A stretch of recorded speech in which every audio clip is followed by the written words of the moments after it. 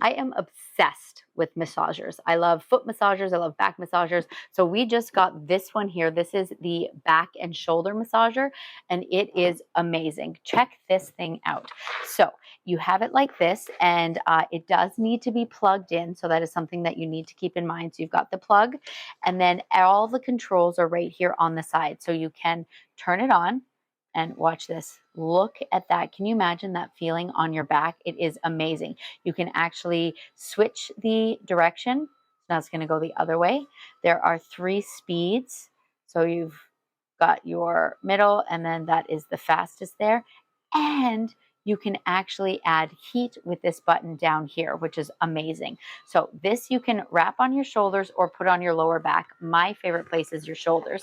So you take this, you put like already, and then to keep it from falling down, check this out. You actually put your hands through here and you just rest it like this, and you can just relax sitting in a chair, your favorite chair on the couch.